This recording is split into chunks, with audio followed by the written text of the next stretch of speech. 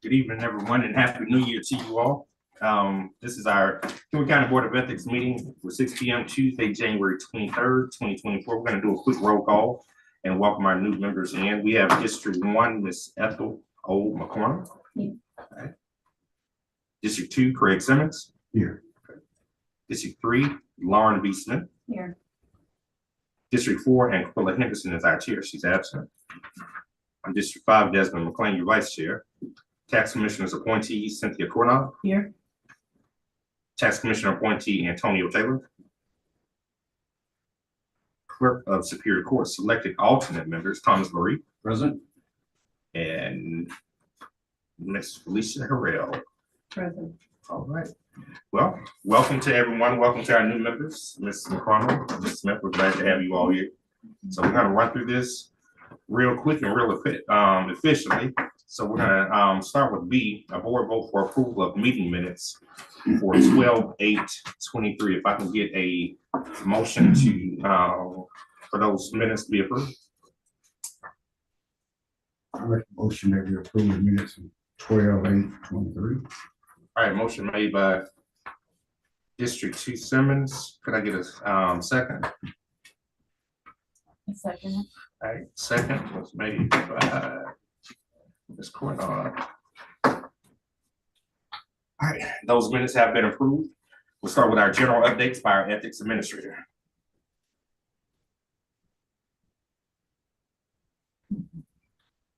If we could, Vice Chair, good evening, Board, good evening, Vice Chair. I would request that item G move to above item C. We do have a disclosure with guests here today. We have Attorney Andy Welch as General Counsel for Jimmy Carter.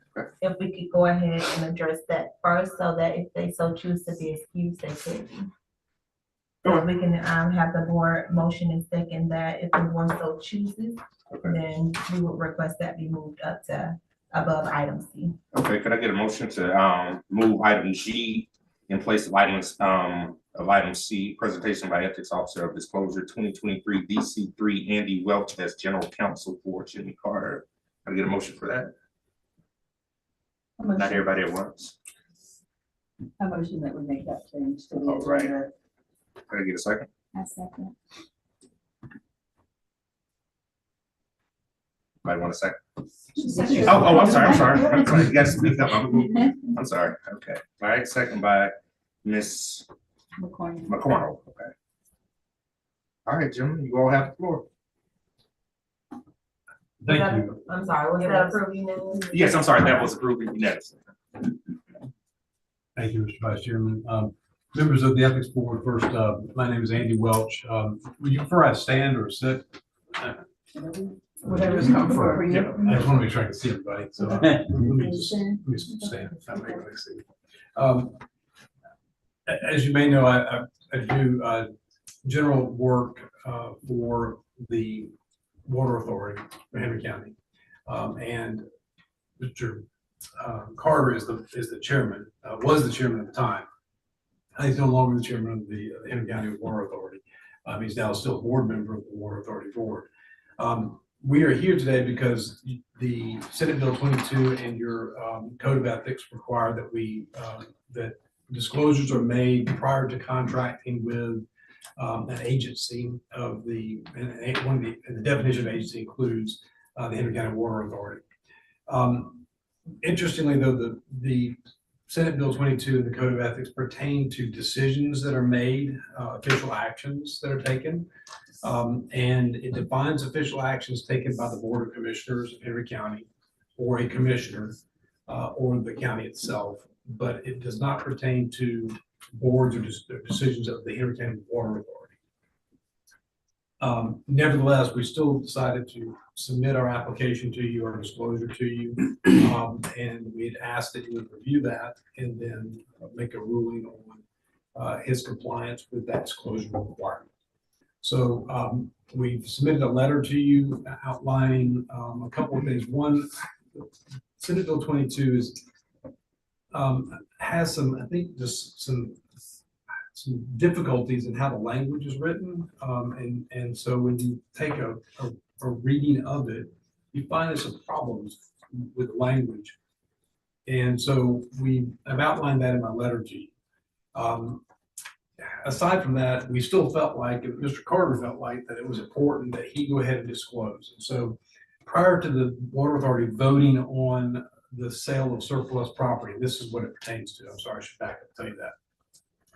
The Water Authority has a lot of acreage that it owns. We have forest, we have water treatment facilities, sewer treatment facilities, and reservoirs and tanks that you see all throughout the county. And so occasionally it comes a time when we have property that's no longer needed for public purposes, we will sell. And maybe a lot of it's personal property, like old trucks and forklifts and things like that. In this case, there's a piece of property that is doesn't have any access, direct access from any road. It was an old piece of property. It has a sewer line that runs through it, but it's a sizable piece of property that the Water Authority does not need to maintain on its rolls. The board voted to declare it a surplus piece of property, except for the easement, the sewer line that runs through it. It happens to adjoin property that Mr. Carter's family owns, Southern Bell Farms, you may be familiar with it. It adjoins that, between that and the creek. And the creek has been utilized by the farm to produce extra water for irrigation. So Mr. Carter wanted to put in a bid for that piece of property.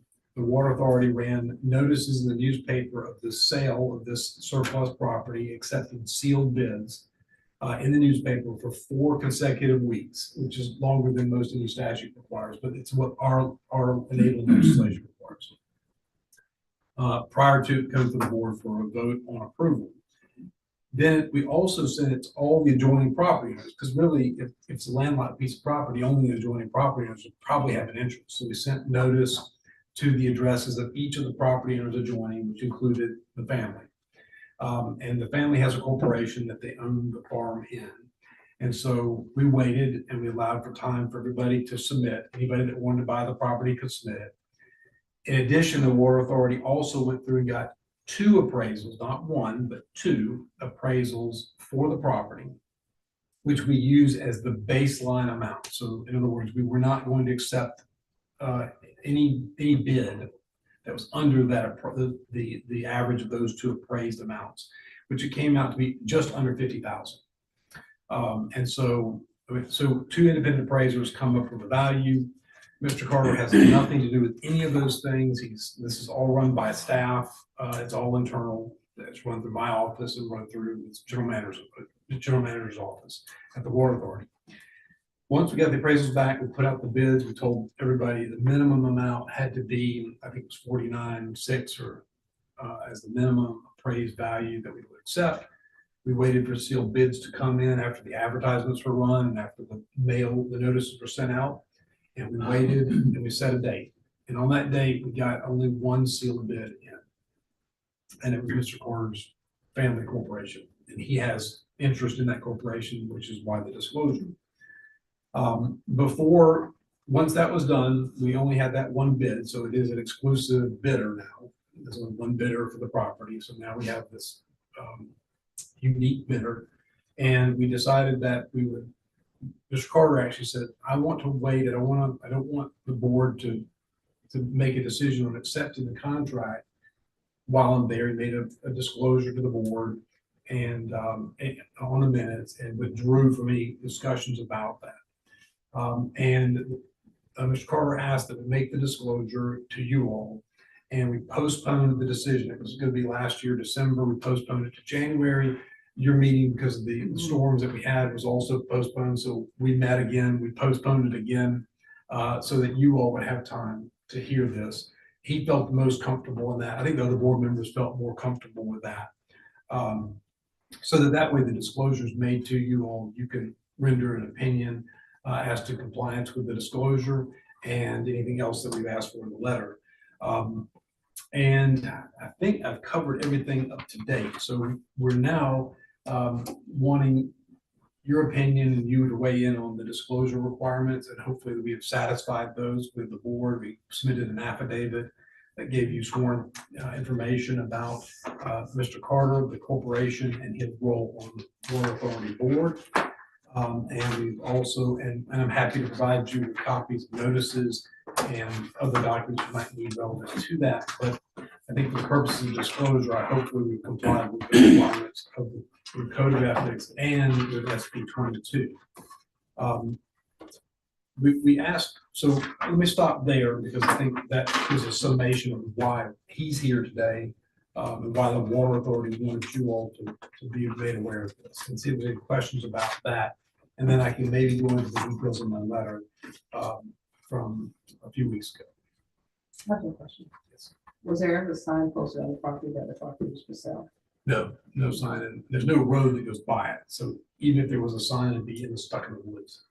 But no, Was there any online postings that the property was for sale? Because typically, buyers don't look in newspapers to buy properties, they now look online. And so for real public promotion, marketing, the standard for marketing of this day and time would be to post it online. well, legally, we're not required to. In fact, the only thing we're required to do is run a newspaper ad. So outdated means of marketing, which is then it limits the public's access to the opportunity. Well, we did in addition to, we're not required to, but we did mail notice to all the surrounding property owners, which we're not required to do. So we did do that in addition to.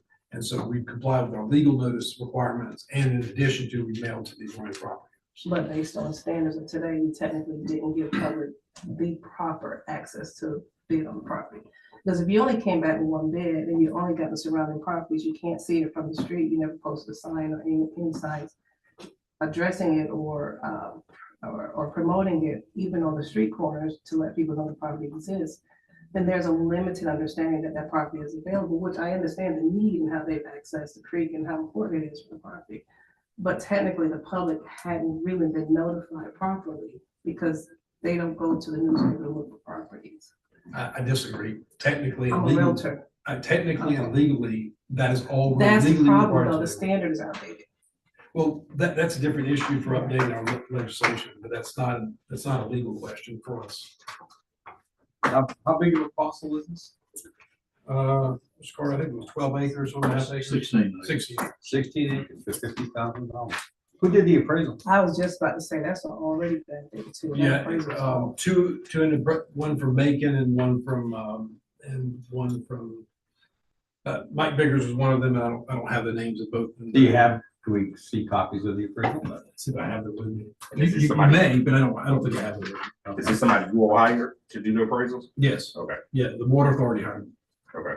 That property is way below market value, way below market value. 16 acres for 50 grand, you get half of it, 50 grand. And with the growth in particular area. You'd have to get a local appraiser too, who understands, just like someone that comes in from Atlanta appraises McDonald properties, you know, it's appraiser cost. Hey, sir, how'd you come up with the number 50,000? He did not. No. He did not come up with. I'm an officer of the corporation, but my son, I distance myself from all of this. My son, who is actually CEO, did all of this. How did he come up with 50,000? The appraised value, I think, was 49.6. So I think he based it upon the appraised value. Andy, I have a question. Yes.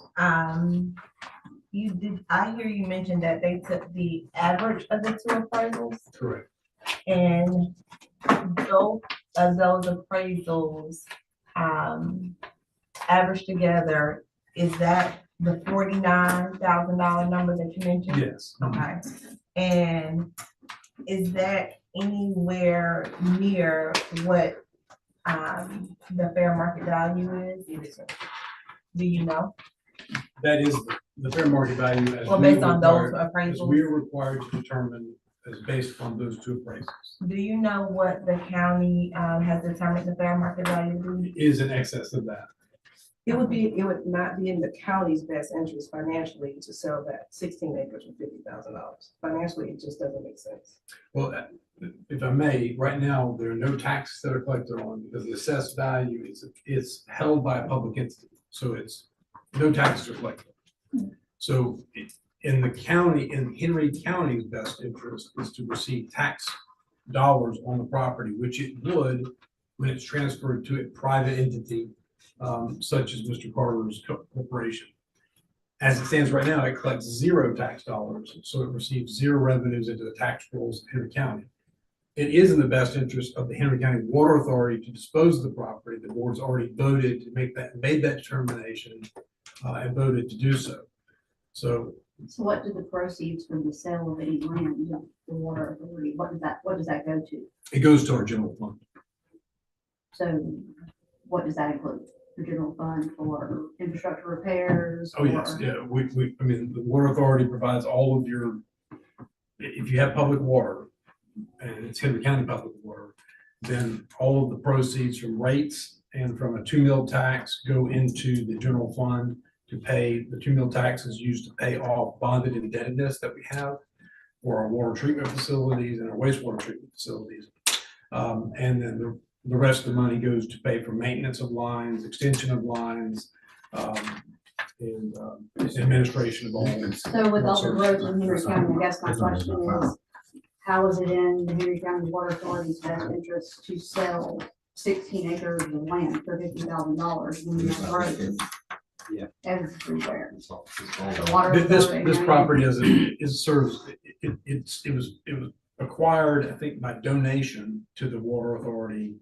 So it was several free to years the ago. county to start with. It was It was to, donated. not to the county, to the Water Authority. Okay. They're different entities. So the Water Authority is a separate legal entity, Mhm. and the county is Henry County. So I'm gonna be clear about that. No different than the Henry County Development Authority is a different legal entity than Henry County. I understand. that. So, okay, so it wasn't dedicated to Henry County, it was dedicated to the Henry County Water Authority. And on that, it was done so that a sewer line could run to a adjoining subdivision that was being built. And back in the day, that subdivision needed sewer in order to provide the sewer, so I think the property owners at that time just dedicated to the authority and which the sewer line runs through. Other than that, that's the only use it has. Now, the Water Authority is not selling the easement rights, they're retaining the easement rights for that sewer line, but we really only have easements for all of our sewer lines or water lines. We don't own property for those purposes, except for the treatment of water and sewer. I understand what you're saying, but my question is, it makes more sense for the Henry County Water Authority. They're selling this property to sell it for the most money possible in order to fund all of the rapid development, to get all of these additional sewers, pipelines, et cetera, in place. So that's where I'm having a hard time making ends meet there as to, okay, y'all agreed to sell the property. That's great. You have 2 independent appraisers, not from this area. No, they do appraisals in this area in Henry County. Okay, so 16 plus acres with the easement that has a sewer line going through it. What about the creek? It's on that. The creek adjoins it. The creek adjoins that. So how much additional water does that provide to Southern Bell Farm for irrigation, for watering animals? I don't know, because that's not, that would be that question for the Southern Bell Farms, not for the purpose of the Water Authority selling the property. Well, the water authority would have to have some sort of idea of what water is available from that property in order to make the decision to sell it. Why would you say that? Why would I say, I mean, if the water authority owns this property, has a sewer line on it, it has water on it, correct? The creek is there, but no, it doesn't have a water line. A water line is a creek. That's what I mean. It has Okay. water on it. Okay. It has a creek on it, Yes, correct? So is that north or south of the farm? the property is, I believe that it is east of the farm. Well, it's north. Northeast? North. Okay. So that is my ultimate question there. We have not, what I consider, done due diligence, whether it's legal or not. You ran it in legal ads for 4 weeks. Gotcha. But as far as letting other people know that do not have insider information about this property being for sale, I don't see where that has been done. And may I? Yes. If I may, board, I have a question too, because I believe there are two issues. It sounds like the board is concerned in regards to the decision of the water authority to sell in general. But I want to clarify, has the board prior to, regardless of who it was being sold to, did they have a meeting and vote to sell that parcel? They did. And was Mr. Carter, did he recuse himself at the time in which they were attempting to figure that out? Or was that thereafter? I believe that it was, that the vote to declare surplus property occurred in May, and I believe that Mr. Carter was present for that vote. No, I was not. Okay, all right. So, I was So at the time in which this particular property was determined to be sold by a water authority, Mr. Carter had already recused himself from any of those discussions or decisions. that's my understanding. Yes, that's correct. Okay. Can we get the minutes of that meeting? Yeah, I can try to find these minutes for you. And then the two appraisals that were done, were those presented to the board for them to vote on what that minimum would be? Yes. Was that a board's decision? Yes. Who made that decision? Well, the decision is already made by law. The law Mhm. says two appraisals are taken in, and the average of those two appraisals. And so the board authorizes the staff to go get those appraisals, and then the staff acquires the two appraisals and the average is taken.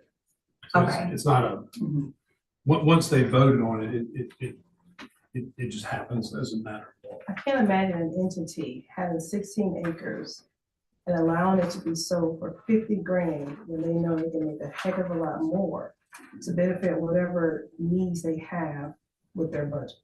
So they need more funding in their budget for whatever they need to accomplish over this year, next year, and years to come. I can't even imagine Mr. Carter would relist that property for 50 grand for 16 acres. Would you?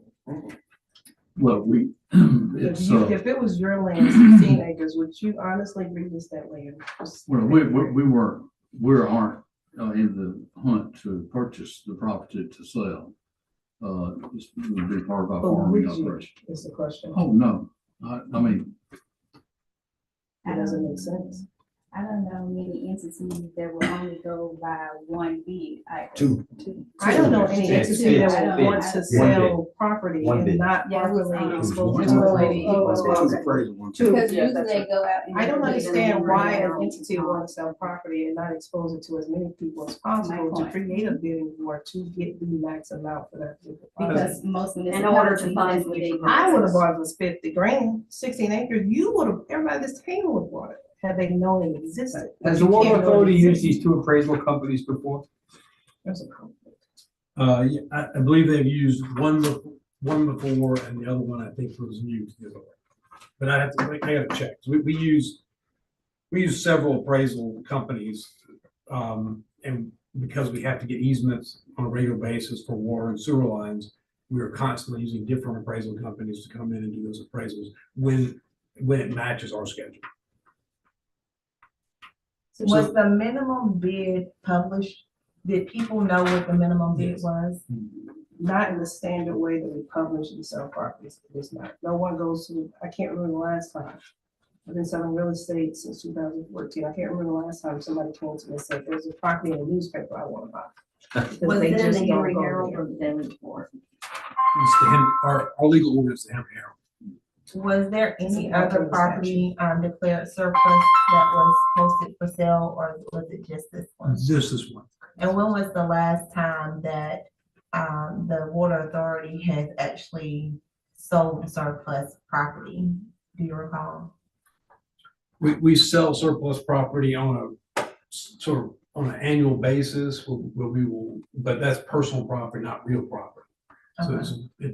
it's very rare that we ever sell real property, but the general manager asked to go over with the entire board all the properties that he thought and the staff thought might not longer be needed for the water. And this was one that came up. Was this the only one that came up? It's the only one. Okay. And and you may not recall, do you recall the last time real property was sold by the water authority? No, ma'am. So you said that it was published, the minimum bid, Yes, and then what was submitted as the bid? 50,000 was the bid. The minimum bid was, as per the ad, was 49,150. So $49,150 was the minimal accepted price under the advertisement. Was there a reason, or, and I guess this will be a question really for Mr. Carter, if he personally submitted the bid, or if someone else from the entity submitted that bid? Someone else from the entity submitted the bid, Mr. Jake Carter, his son. So just imagine this. We as a board are privy to information that the general public of the county does not have. I recuse myself after hearing that information, and then I make it a point to personally invest in that said information that most people in the county don't have access to because they just never had the knowledge it existed. It is conflict all day long. At the appropriate time, I do have a short presentation for the board in regards to this issue. I don't know if Mr. Welch would be able to answer more questions, but at the appropriate time, Chair, I would like to present that. We do not believe, and I'll just conclude, number one, the board's authority, this board's authority relevant to the issues at hand is very clear. An official or employee interest that has an interest, a reason to believe that she has an interest may be affected by her official acts or actions, or by the official acts or actions of another official of Henry County, must disclose those acts in that interest. That's what your code says. That's what Senate Bill 22 says. The definition of official acts and actions is an action by the Board of Commissioners or the individual members of the Board of Commissioners. It does not pertain to the Water Authority Board. We are here because out of an abundance of caution, but that's not the legal requirement in the statute, SB 22, or your own code of ethics as adopted by the board. And so we don't believe that the code applies to the Water Authority board members or board decisions. It applies to the Board of Commissioners of Henry County and their official acts, or the commissioners themselves. So, but out of abundance of caution, we have followed this process and submitted these things to you. I think I've made that fairly clear in our letter. It sounds like you have problems with the Water Authority Board's decision to declare property surplus, and then the process by which it's legally required to notice that surplus property, and the appraisers who obtain the appraisals and that process there, all of which are legal requirements by our enabling legislation. That I can appreciate your concerns. I can appreciate that, Mr. Earl, you're saying you would like to see it done a different way in terms of advertising. No, just a public way that was fair to the general public of this county to have the same opportunities that Mr. Carter had, the same information Mr. Carter had, but you did not, you know what? It's just like if you say I wrote it on a stone tablet and I pass it around the village. That is an outdated way of advertising property. And with good conscience, you can say what, is in Senate bill and what is, the Henry County Water Authority's separate entity from the county. But ethically, everything about that is just wrong. And I'll go farther on It's that, just even wrong. if it's legal, does not make it ethical. It is not ethical. But it is absolutely ethical under your code and under Senate Bill 22. It can't. And in fact, it's consistent with your opinion that you issued in the matter of David Crow just I guess it was just a week or two ago. I So can't imagine we protect the public interest of this county and that deal is okay. in that case, a member of the bank sat on the Henry County Development Authority board. and recused himself from decision-making, but was privy to the information relevant to a loan and a lease actually to the Henry County Development Authority for use of property and the mortgage background through the bank that he is a member of. With an agreement that was of market value, matter of fact, the rent they charge is actually below market value. So the Same. county itself actually got a better deal, but the way the rent that they charge our county to use those facilities is below what they could have charged. And actually, they haven't given, they didn't increase it for, I don't know how many years, so the two were apples and oranges. The county is actually getting a deal. This is a stolen piece of property from the water authority. Well, I would respectfully say no, and I think that that's a very, that comment has great concern with me as a matter of law, but. Well, I restate that it is not stolen, but I do believe it is being sold under its value. And I think You haven't appraised, let me be clear, you have not appraised the property, you've not seen the property, you've not visited the property, you're not a licensed appraiser. I'm a licensed realtor in the area, and I've been a licensed realtor in Henry County since. Have you visited the property? It's 16 acres in Henry County. Tell me, just find me 16 acres in Henry County that's gonna sell for 50 grand. Just find me 5 of them, I have one find right me here. 3 of them. I have one right here. But I'm not gonna argue with you about your profession, as I wouldn't ask you to argue with me about mine. So with that, I'm going to restate that I understand your sentiments, but your sentiments are dealing with our process, the Water Authority's process for declaring and selling surplus property. All of the process has been followed to the letter. And in fact, we've gone over and above and beyond what our process requires. The property owners that would have interest in this property, adjoin in, the only properties that would have access to it, all receive notices of this bid process so they could submit. And no Do one any did. of the other adjacent neighbors also run $5 million a year businesses? I don't know. No, I don't know. They may, I don't know. But I don't know. What was submitted to them as far as the adjoining properties, and how many were there? I think there were 3 other adjoining properties. I'd have to go back and check those particular things. There was a letter that told them, that provided them the same information as the notes. So they would know they have to put in a bid, the date it was due, the date it would be open, and the value, the minimum value, 49,150.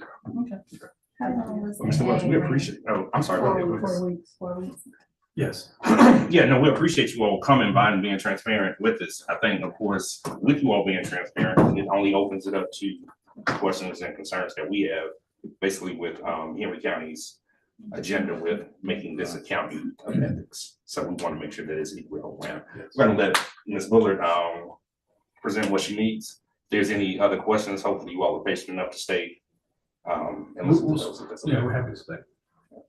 Thank you, Vice Chair. Good evening, Board.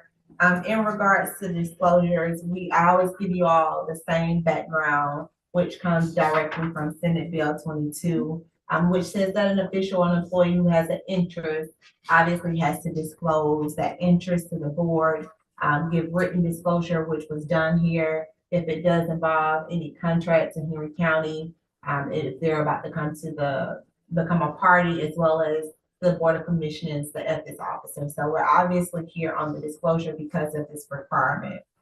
Just to remind you all of what is the interest is any direct or indirect pecuniary or material benefit that is held or accruing to the official or employee as a result of a contract or transaction that's going to be doing action or by action with the county unless otherwise provided. I don't think for this ethics officer's opinion, there's not a question of if there's an interest. I believe Mr. Carter, by way of being a board member, does have an interest in the transaction, a direct interest in the fact that any business in which the official employee is a director, officer, employer, shareholder, or consultant, he would have an interest in this transaction. So thank you, Mr. Carter, for making that disclosure because it would be proper under Senate Bill 22. Now, as it relates to the board's duty, the board has the duty just to give its opinion as to the propriety of such interest. And when we get into the details, that the date of the disclosure was December the 12th, 2023. We would have heard this at our meeting, but for the weather that got it pushed back. You got a good background from Attorney Andy in regards to how we got here. As you can see, public notice was issued for the surplus of that property. All bids were processed through a sealed bid process and closed on November the 9th. J.C. Carter Family LLC submitted a bid to purchase the property in compliance with the public bidding requirements. Due to Mr. Carter's relationship with the Henry County Water Authority and being a shareholder as well as an officer of J.C. Carter Family LLC, Mr. Carter submitted the disclosure. And then you all will be responsible for voting on. Well, the Henry County Water Authority would have been responsible at looking at the bids, but as we found out since then, there's only been one bid. We did receive an affidavit from Mr. Carter, which did attest that prior to any discussion or vote of the board, he disclosed the corporation and his family's desire to purchase the property. He recused himself from any discussion or vote regarding the property and left the room. He has not influenced any board member or staff of Henry County Water Authority regarding the property and intends to recuse himself regarding the acceptance of the bid and any contracts associated with the sale. The minimum bid, as you already heard, was $49,150, and J.C. Carter Family LLC submitted a real estate bid of $50,000. We did provide a copy of the affidavit to all board members prior to today's meeting, so you had that. You also had a chance to review a thorough letter from Attorney Andy as well. This is a copy of the bid, actually the notice that was published. You can see it did state the date of the publication, how they were to send it in by way of sealed bid and things of that nature. I would respectfully disagree with Attorney Andy. I do believe that Senate Bill 22 does apply in general to the Henry County Board Authorities board members. I don't think they're excluded in any way. Per the statute, they would be deemed quote unquote an official or an employee. They are appointed directly by the Board of Commissioners. So I would disagree to the extent that it does apply to them. Now, what I would also readily admit to this board is, as we mentioned before, there are flaws in Senate Bill 22. We have the black letter law, and then we have the spirit of the law. And what we have found over the last year is they're not matching. And we are trying to rectify that.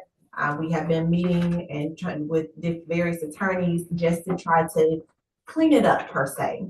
As this board knows, a lot of times because we are new, a lot of the ethics codes are the same. So we do, or at least I do as the ethics officer, look at other counties to see what do they do, how do they do it.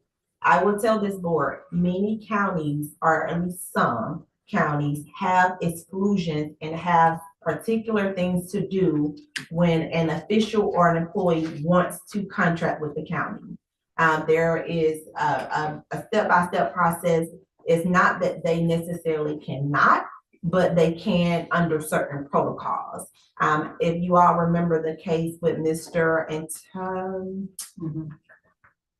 I can never say his last name. Angelo.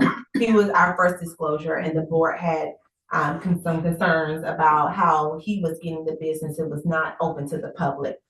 Those are the types of things that other counties have addressed.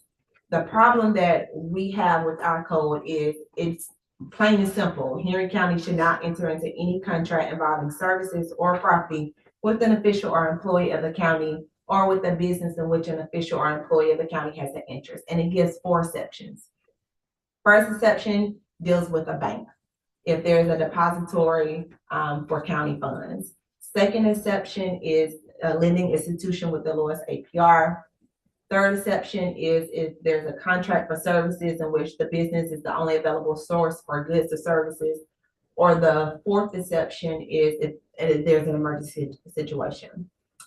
Based on my review, based on how our code is currently written, the black letter law, I believe this would be a direct conflict just because it doesn't give an exception for those officials or employees. Now, this is where the black letter law, in my opinion, conflicts with the spirit of the law, because the spirit of the law is to make it a transparent process.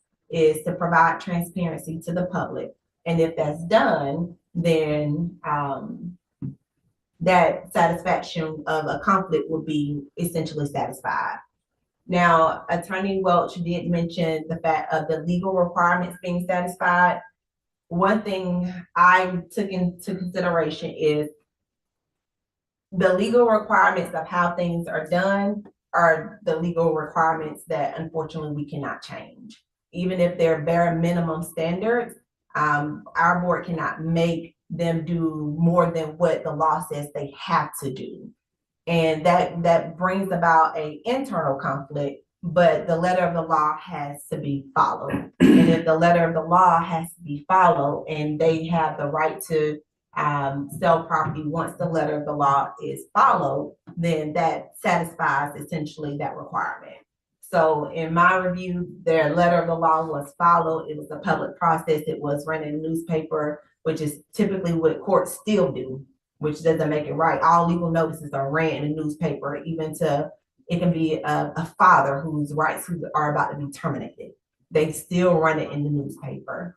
So the legal aspect was still satisfied, but despite the legal aspect being satisfied and the spirit being satisfied, our code is just not there.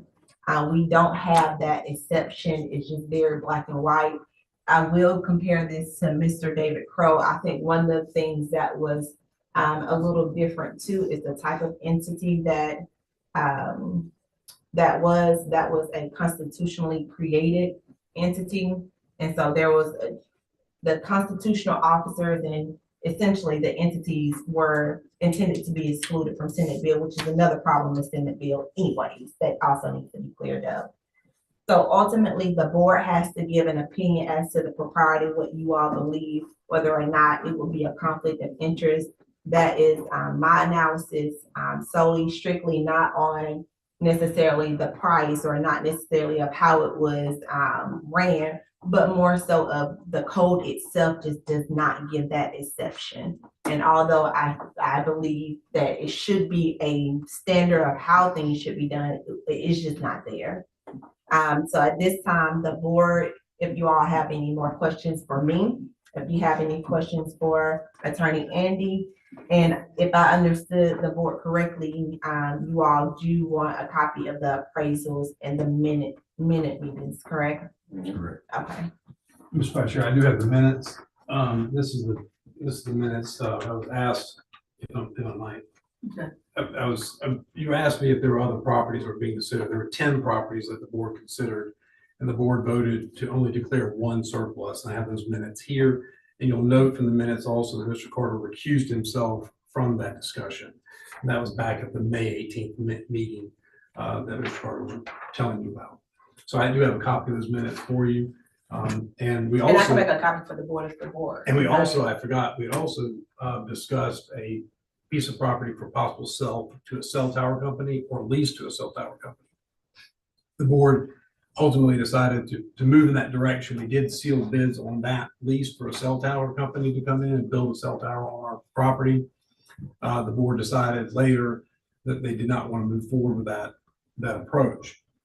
On this particular property, that decision hasn't been made yet because because we came to you. So we don't even know if the board will accept the bid. In other words, the vote to accept the bid that was made by J.C. Carter family hasn't been done yet. That's still pending before the board. So they haven't even accepted the bid yet. And the board may vote to reject it for some of the reasons you've mentioned. But that's where that position is. But I have the minutes here from the meeting in May when that was decided. When is the next water authority meeting? It's February. It's the second Thursday in February. It's the exact date. It's at 8:30 In the morning? in the morning. Yes, ma'am. And is this can we have this copy Oh, to yes. distribute? Yes, ma'am. Thank you. I'm sorry. I couldn't remember if I had it or not. But when Mr. Carter reminded me it was in May. Okay, I know. All right, are there any more questions for Mr. Welch or Mr. Carter or even for Ms. Bullock, anybody? Silence, okay. Would it be best for us to comprise everything together and then render a decision from our point later on? Would that be? If that, at the board's pleasure, if, you all want to get the appraisals, when is you all's next meeting? It looks like. Oh, I can get you the appraisals tomorrow. When is you all's next meeting? Yeah, February it's, 8th. it's February 17th. That should be the 8 at 8:30. I mean, I don't really feel like I need to review the appraisals as far as what the bill says, that no Henry County board member or employee can get enrichment from any sort of transaction. And I don't think, the way I'm reading that, I don't think that this would pass conflict. Mr. Vice Chair, but may I add, Yes, sir. in all the presentations that you saw there, these are all transactions with Henry County. And this is, I understand, I do hear you. I'm not, I don't mean to be overly lawyerly in this sense. I do hear what you're saying. And Mr. Meadows and myself, and Mr. Meadows represents the Development Authority, and I have talked about this, and we're actually having a meeting with Ms. Bullard about revisions to SB 22, because I hear what you're saying. It doesn't match. I mean, the language in the SB 22 in your code of ethics does not accomplish what you are intuitively saying you want to accomplish. And that is that it doesn't matter what agency it is, it doesn't matter what decision, like official act is being done, it should cover all of it. And right now, it just doesn't. And everything we've seen tonight, it deals with transactions with Henry County, which is the Board of Commissioners. And this isn't Henry County, and this isn't the Henry County Board of Commissioners. So I do hear what you're saying. I think there needs to be revisions to SB 22 to make it fall in line, but there are gaps in it. It's just not, it doesn't marry up the way it should. And so we're asking you to follow what Senate Bill 22 is. We're trying to follow it, but this is not a transaction between any member of the Board of Commissioners, and it's not a transaction with Henry County Board of Commissioners or the government of Henry County. It's the Water Authority, which is a different entity. Has its own separate legal legislation. It exists entirely independent of the Board of Commissioners. Other than just like the Development Authority, the Henry County Board of Commissioners does make appointments to both of those boards, and that's why it's an agency, and that's why it's included within the Senate Bill 22. And Vice Chair, I did check, we will have our next regularly scheduled meeting before they meet again on the 8th. We actually they meet on a Thursday, I guess. Thursday morning. We meet on that Tuesday. Okay. So that does give this board time to either take it under advisement, or if you want to see the appraisals or anything else, I could have something to Attorney Andy before they meet on that Thursday. Okay. All right, do we need to take a motion for this to go under advisement until our next scheduled meeting? All right, if I could get a motion on the table to take this information we received today under advisement until our next regularly scheduled meeting, so we can have something proper to present to them. If I can get a motion for that. Do you guys think seeing the appraisal is gonna change the I don't fundamental issue? think we need the appraisal. No, it's just with everything we have right now, if y'all want to consider that. I think I'm gonna make a motion to go ahead and vote on it. I'm an alternate, so I won't be voting anyway. But I would like to make a suggestion. Discussion. I would say consult with the board's attorney first before you render a decision. That's what I would recommend. So that you don't jump the gun, but you don't also miss an opportunity to decide properly one way or the other and have another opinion about the law. I make a motion to table it for discussion. We have a motion to table it for discussion. Can I get a second? All right, we have a second. Ms. Grenard. So we will table this. Got a vote.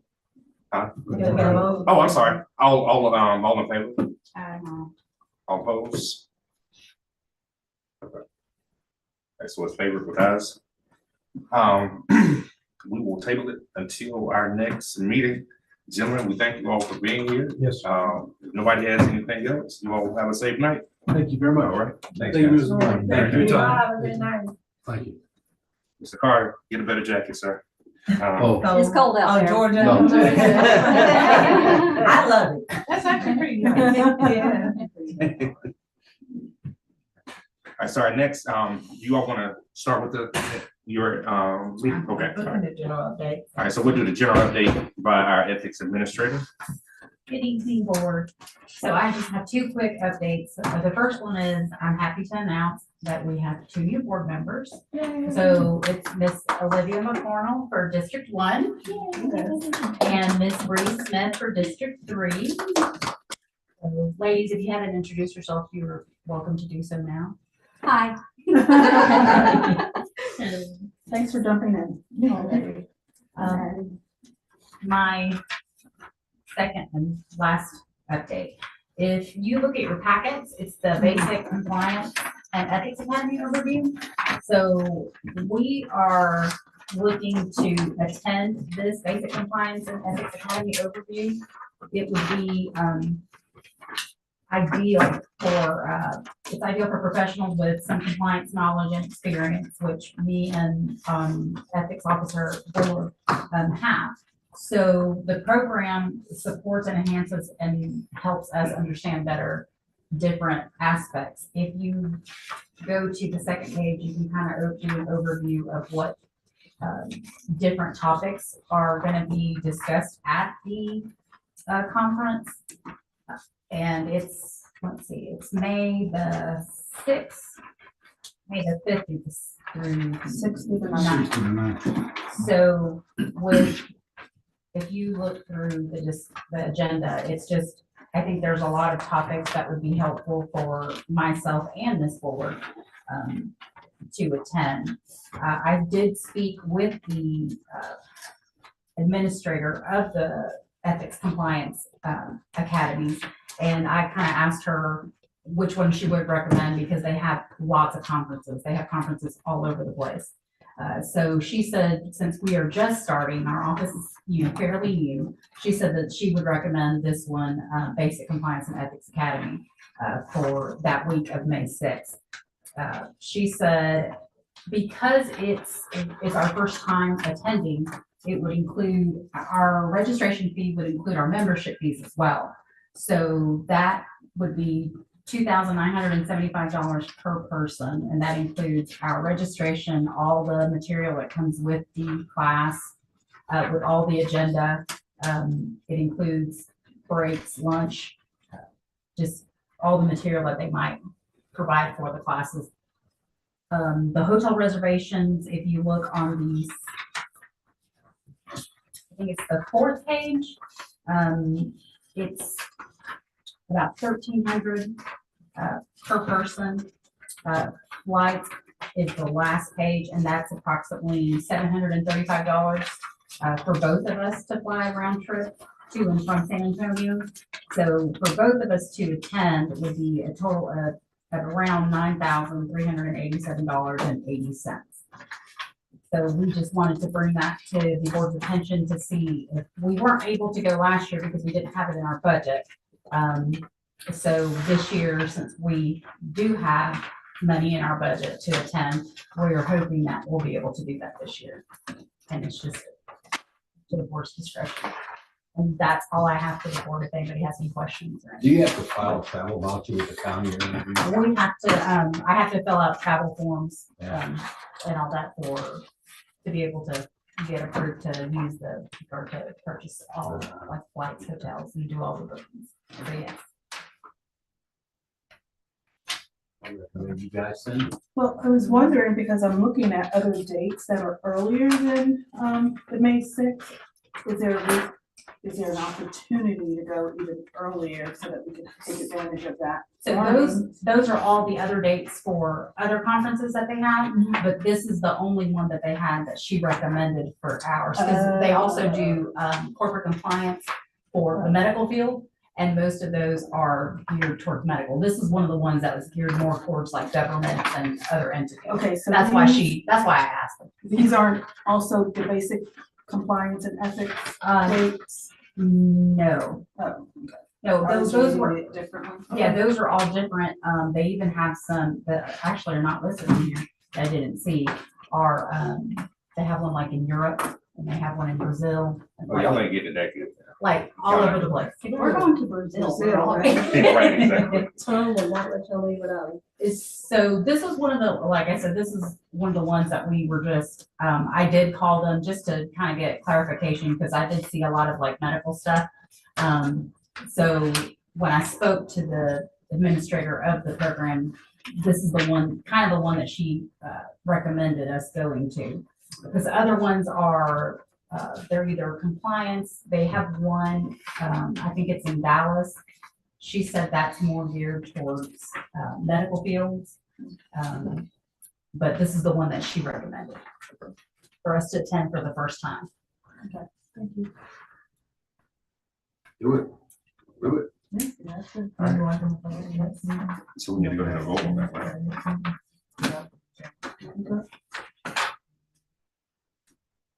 All right, well, ladies and gentlemen, y'all know how I feel about money when it comes to spending it.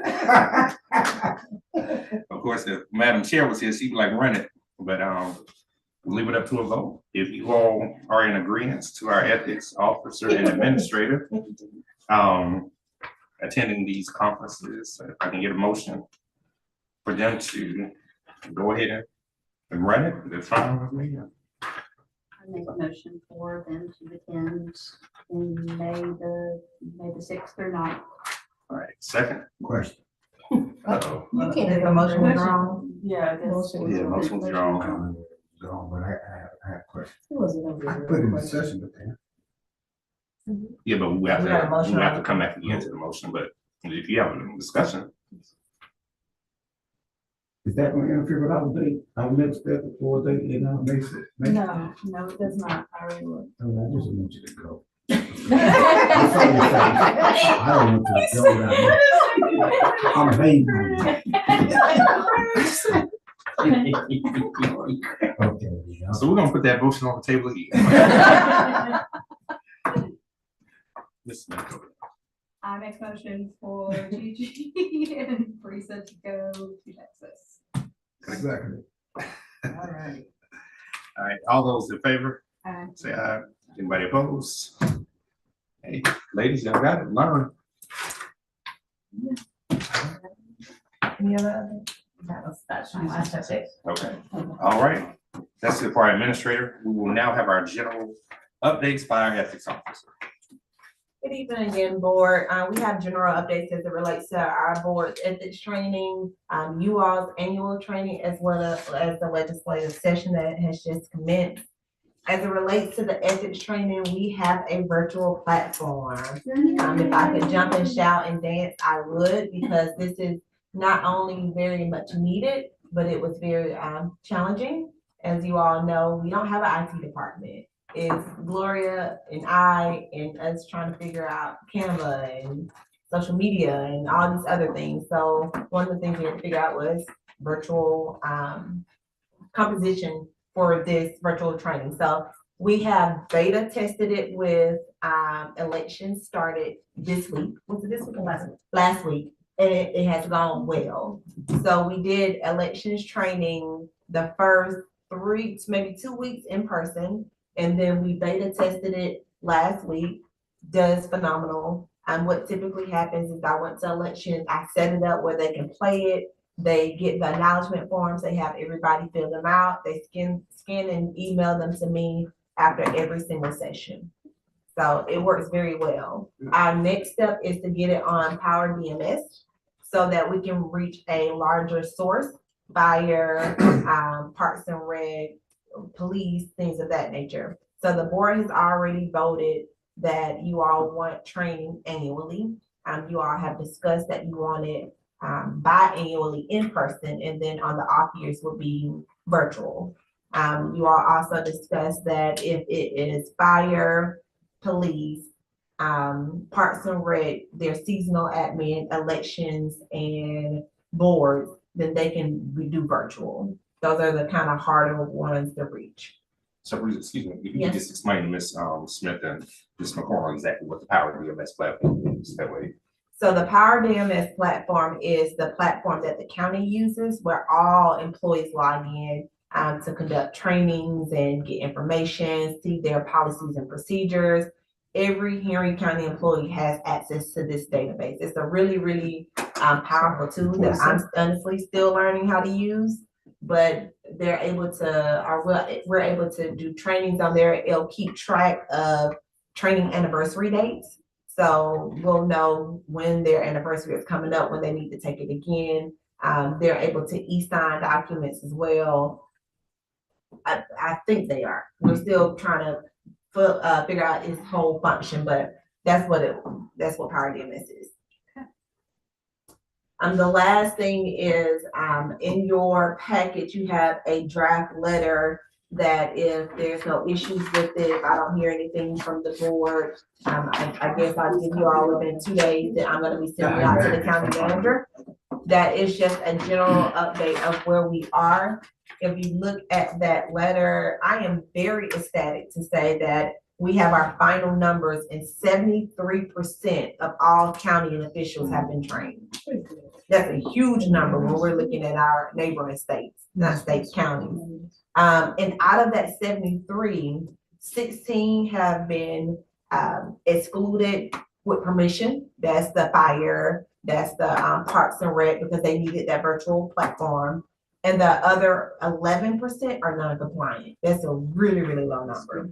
So when I send this letter out to our county manager, I'm giving her an update how the county is doing with complying with Senate Bill 22.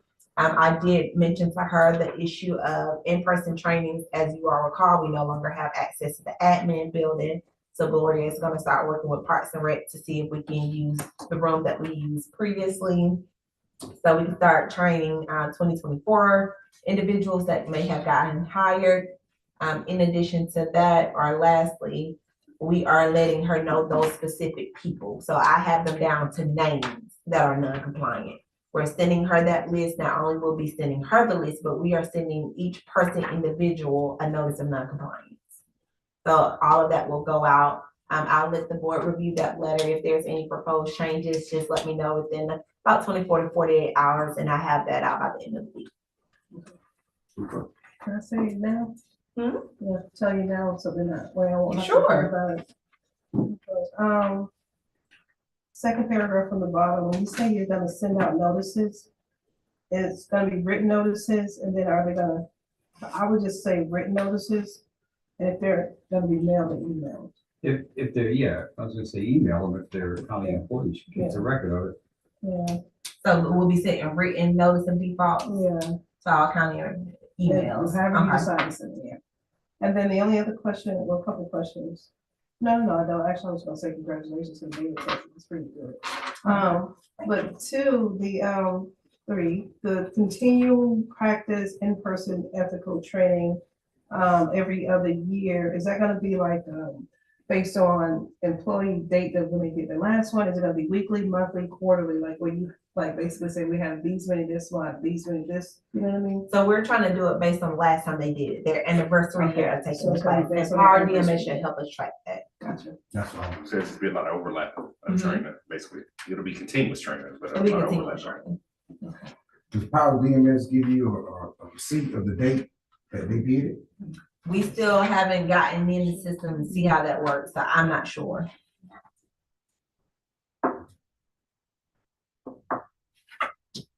And we are aware that every employee does have email in Henry County, right? They're supposed to. Okay. I don't know. Whether of they any access that it, of would. course, is another question, but okay. That is a good question. But even if they don't, then I know what the county manager has done before and it worked, is she got to the department heads. Okay. And she let them know, hey, if you all, people haven't been training, these are their training dates, we need to get them in. Good, okay. Yeah, I would add, I think you do a really nice job of saying 73%, 16% were excluded. But if you can tell them why, tell her why they were excluded. Is that in the last sentence? Well, it just says, it's no wording, the exclusions primarily pertain to these departments, but they were excluded because they needed a virtual Okay. platform. That's weird. And then you go into furthermore, now we have one, so it's, we need to exclude them. Absolutely. Any other suggestions? You don't mention public floggings if they don't comply. I do not. Oh, As of now, again, with things that need to be changed within the Bill 22, we don't have anything to hold them accountable. With Fulton County, they can issue a fine. I think it's like $100 fine for their failure to do so. So things like that, I'm hoping to be able to get worked in. I think we're a long way from where you started. Like everyone involved, especially you, Gigi Cantori, can pat yourselves on the back. And the county too, for responding in the way that they had, because it was a rough start beginning. So everyone involved. And we've had a significant amount of support from the county manager, especially the last one. We were really trying to push clients, I'm not clients, but employees to come in. She was sending out messages. We had a hiccup with the admin building, so she made sure that they knew, look, it's changed, you need to go to that building, but make sure the employees are getting in. And she actually called me for an update towards the end of the year to see were people in compliance, and I let her know that a letter would be coming after we got all the numbers in. Anything else before we move on?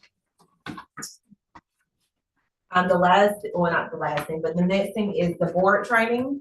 So we need to actually schedule training for you all. We have 2 new members. We need to review the code itself, just a refresher of what it is, how it applies.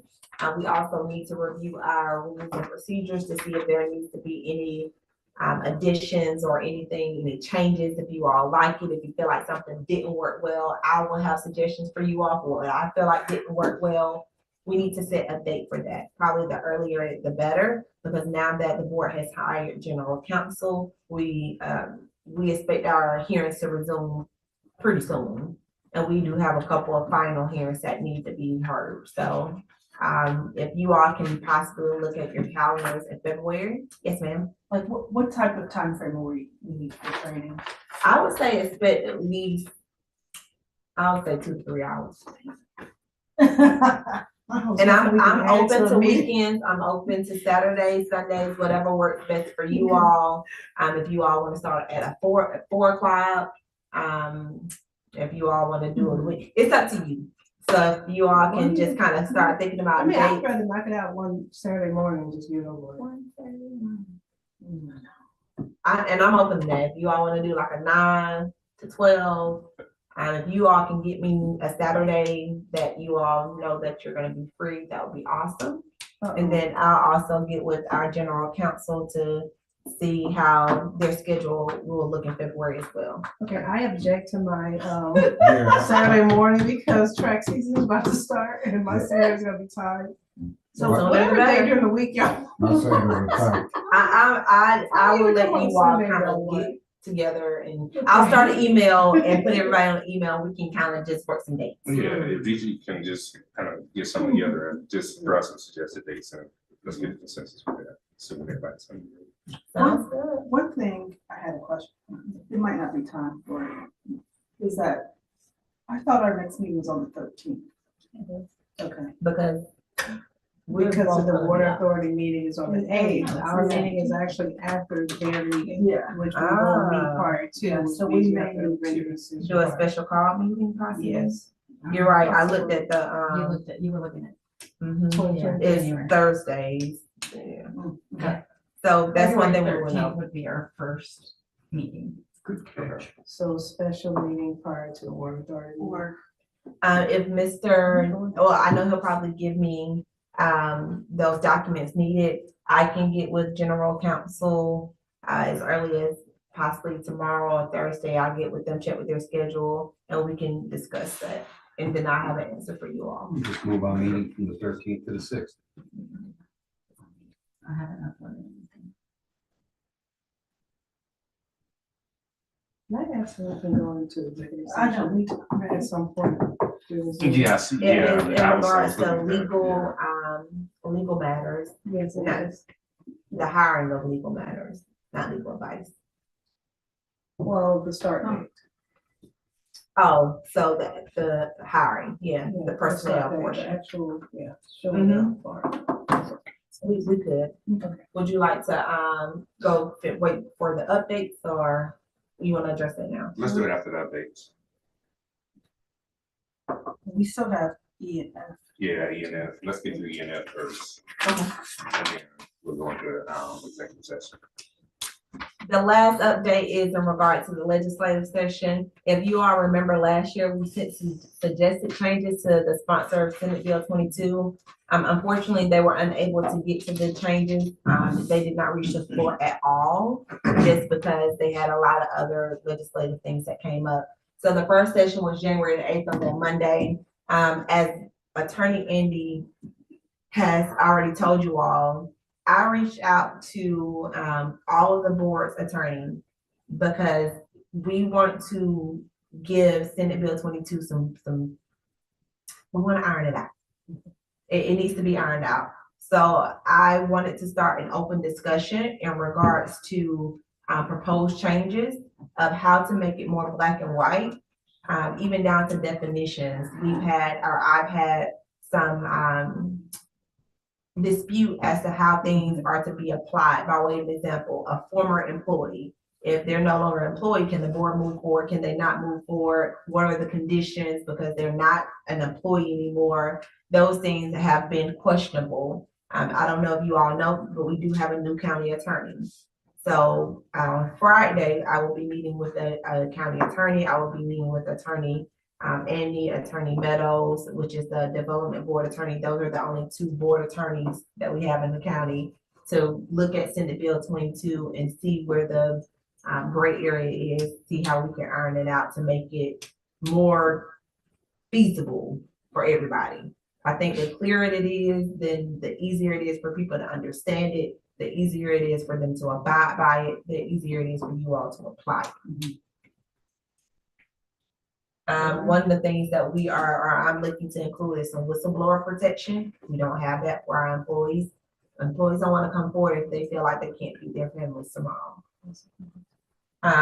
Also, some conflict in time as far as terms and times, whether things are due within 30 days or 60 days. One part of the bill says 60 days, one part says 30 days. So just cleaning up those things. So then those things would go to our attorney to send to for Senate, to clear up Senate Bill 22. Yes, and what will probably happen is we will meet on Friday. I will go over it with Attorney Hilliard, and then I will probably send it to the legislators.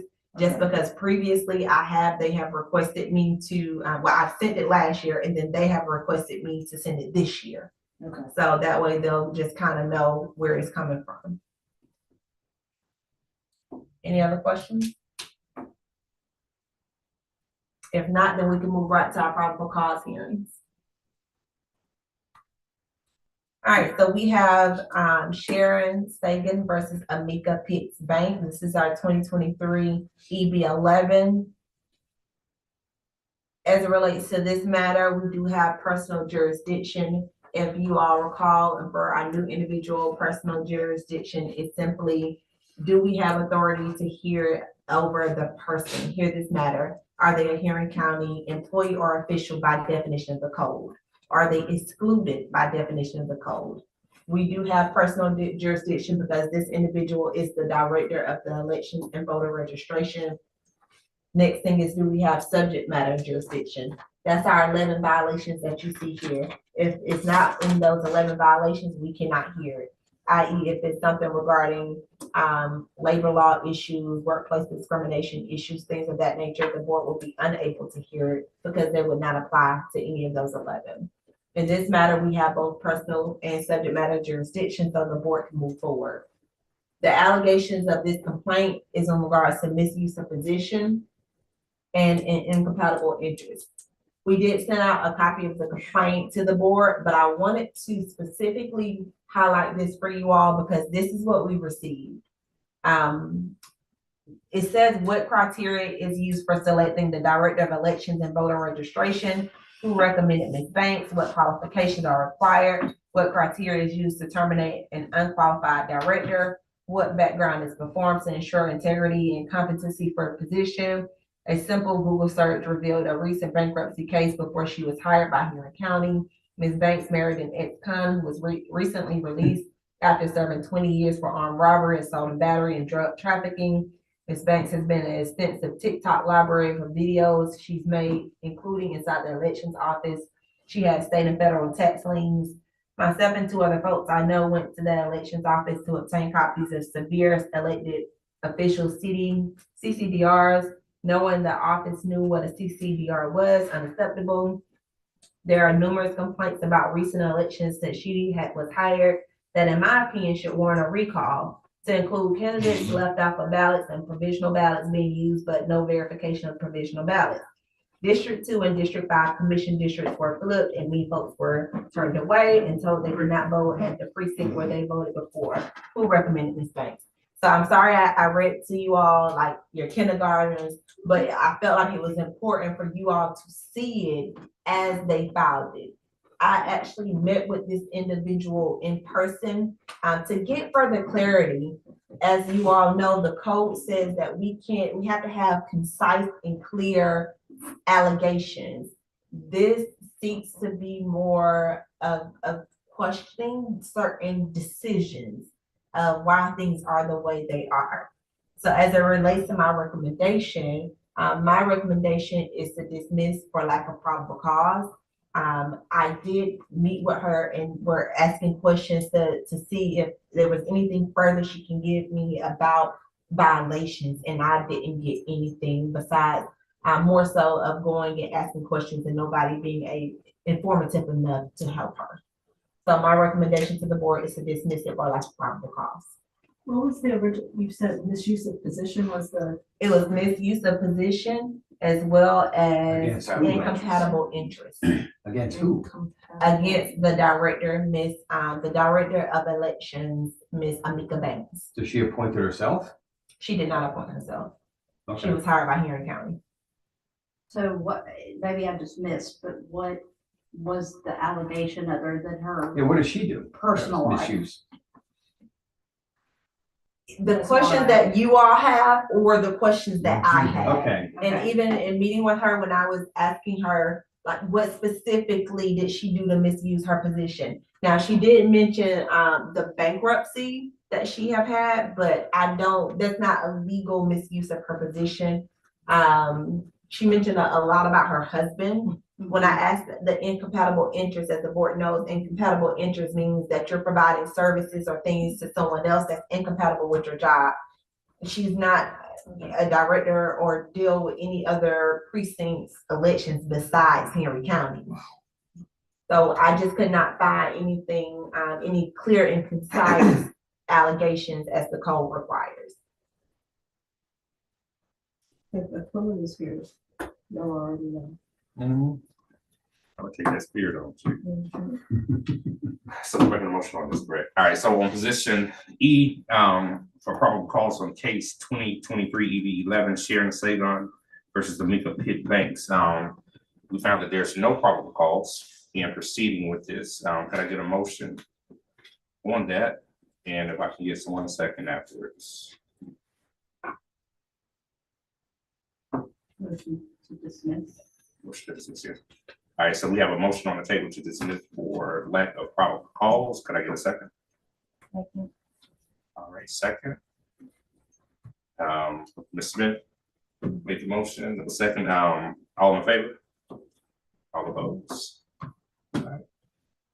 Our next case is Tina Correa versus Sabria Hill, case number 2023 EV12. As it relates to this case, we do not have personal jurisdiction. Ms. Sabria Hill is the clerk of Superior Court of Henry County pursuant to Senate Bill 22. The clerk, all constitutional officers are excluded, which would include the clerk of Superior Court. So for that matter, we don't have to get into the facts at all because we don't have jurisdiction. So my recommendation is dismissed for lack of personal jurisdiction. I just got one question. Yes, Did she provide what we needed from the last meeting, which was those? for other cases? Right. No, but I'll be glad to tell you in regards to another case, correct? Yes. Okay, Yes. I'll be glad to give you an update on that after, the board finish with this one. All right, in position F, probable cause on case 2023 EB 12, Tina Korea versus Sabria Hill. We have a motion to dismiss this for lack of probable cause. Can I get a motion? I'm sorry. Personal jurisdiction. I'm sorry, for dismiss, for lack of personal jurisdiction. Can I get a motion on the table? I make a motion that we dismiss case 2023 EB 12. Motion by Mr. McCormick. Could I get a second? A second, tied up between Ms. Smith and Ms. Cornell. All in favor? All opposed? All right, it's dismissed. Now, as it relates to the update, I did meet with Ms. Korea. At the time that I met with Ms. Korea, she brought more documents for me to review and consider. Actually, I met with Ms. Korea and Ms. Sagan on the same day. So they came together. So I was able to speak with both of them. I believe they're neighbors or friends. Ms. Sagan is the person that filed the complaint against Director Pitts. But the day that she came, I sat with her and I told her the board's desire for more specific things. She brought me more things to view and she was telling me the specifics were in those things. So I told her that I couldn't review it that day. It was a lot. I told her that I would meet with her again. She did let me know that she works for a senator. So when their legislation sessions start back, she was gonna be not as available, which was, I think I met with her that Thursday and they started back that next Monday. So we have not been able to meet since then, but in my discussions with her, she could not still link me to specific things that were not already ratified by other boards, as we discussed. So that's something I anticipate on being on our next agenda. So the board can then go ahead and decide whether or not you want to proceed with probable cause or not. Because I've already had one meeting with her and I will give her an opportunity to have another, even if she's in the middle of her sessions. Yes. Because we stated if she did provide no documents, we were gonna move. She did provide documents on that day, but the problem is not her providing the documents. It's the documents are so voluminous, it's almost searching for a needle in a haystack. It's almost as if she provides it and says, there's a violation, go find it. And that becomes very, The burden of proof is on us.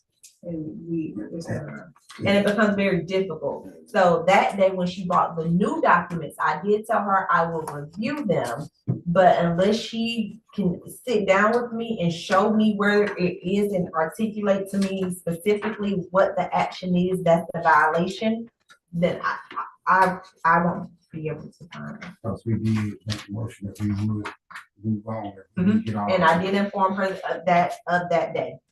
So if, when we come back and the board decides to bring that up, that will be in my presentation that I advised her that if she could not be more specific, clear and concise as the statute says, that it would be dismissed. And that you all were giving her a courtesy by allowing her to do so. Attorney Goyer, do Yes. you mind mentioning to the new board members how many pages we had to go through tonight? Oh, I think it was over 2,000. So now we moving to give her another courtesy. Well, because it's not on the agenda, we couldn't hear it today. So it will have to come before the next, at the next meeting. But essentially, yes, it will be actually another extension essentially for her to be able to provide those documents. Board Member Taylor won. Okay. So I think it was 530, something. So it was 538. thousand, 5,338. It was voluminous. That means a lot. And this I keep telling you about using these big words. for the I know. Superior Court. No, this is a complaint in regards to, a commissioner. By the same person. So what we will do for the new board members before our next meeting, Gloria can share the file, share with you all, so you can go in and look at it as well. That is the conclusion. Any other questions? All right, any other questions by anybody? All right, we're gonna slide a little slight addendum in here, F1 executive session. Can I get a motion for us to break out for executive session? Vice Chair, you have to say what the executive session will be used for. To discuss legal, the hiring of. I'm sorry. Okay. See, our chair, she used to this stuff. All right, if I can get executive, I told you I will be straight. In executive session to discuss the hiring of our legal representation. Could I get a motion? Table. Motion. All right, we have a motion by Mr. Rail, second. You can't motion anything. I mean, for the public, but for us.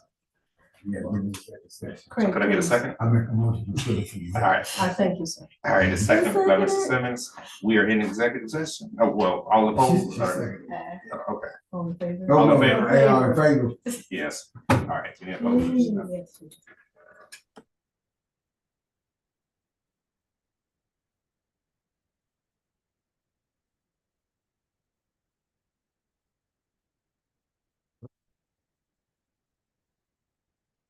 I didn't know that. I needed you. Hey, Attorney Hilliard, I unmuted you on my personals because now we're quiet to the public. How are you? Oh, wait, they can't hear you. I'm sorry. My apologies. Hold on. Hello, Attorney Hilliard, Attorney Rashad. How are you all? Very good. Can you hear us all right? Yeah, we can hear you all now. All right. Turn it up. Good evening. Oh, they can, that's as loud as my computer go, you all. I'm curious to know, I didn't realize he was on today. Yeah. But basically, when he hear me get like too passionate, please interject. Because I need to know where I need to stop. But I also want to know if he can be available for each meeting going forward, just because we're about to get into a whole lot of thick of things. And I know we had talked about hiring him for certain sessions or maybe certain windows. And I was just gonna ask the board, can we maybe have him more available?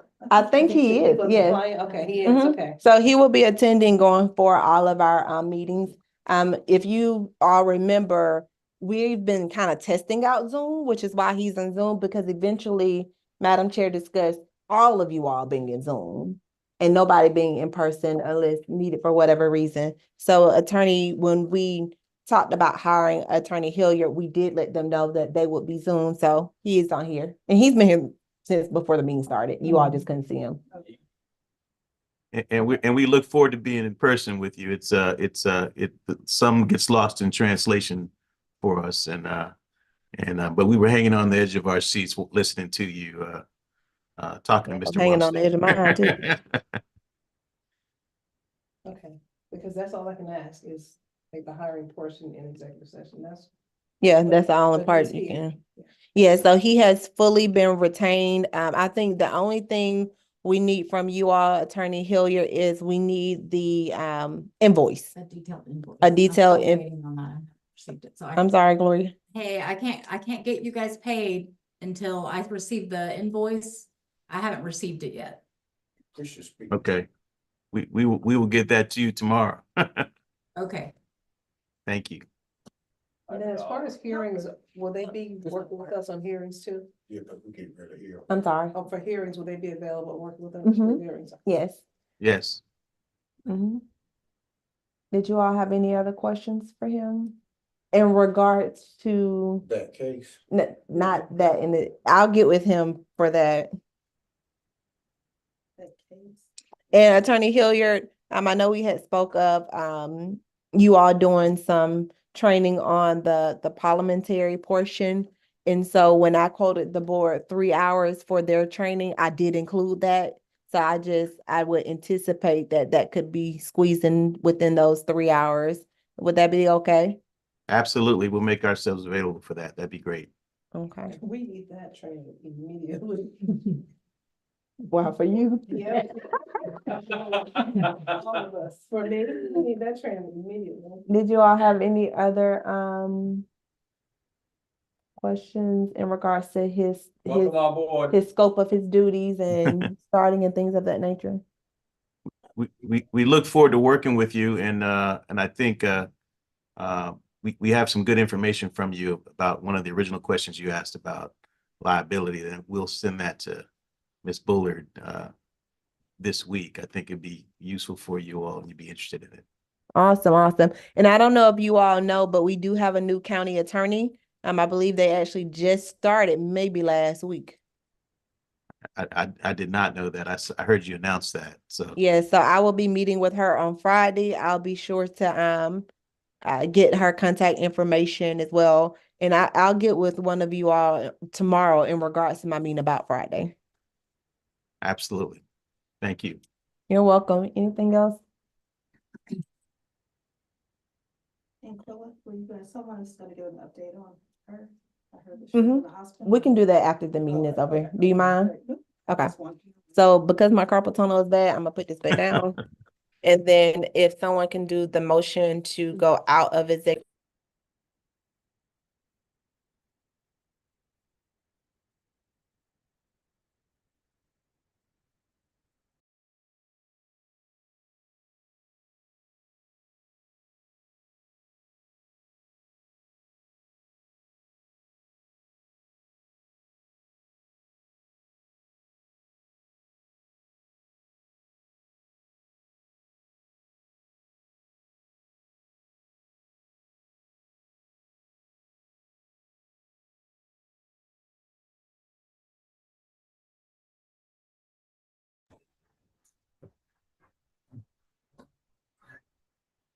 All right, so we're back out of executive session. If I could have a motion to adjourn this meeting. Motion to adjourn. Second. Motion has been made by Ms. Smith, our new one. It's been seconded by other new one. Mr. Brown. Just so you know, when they feed us, expect this.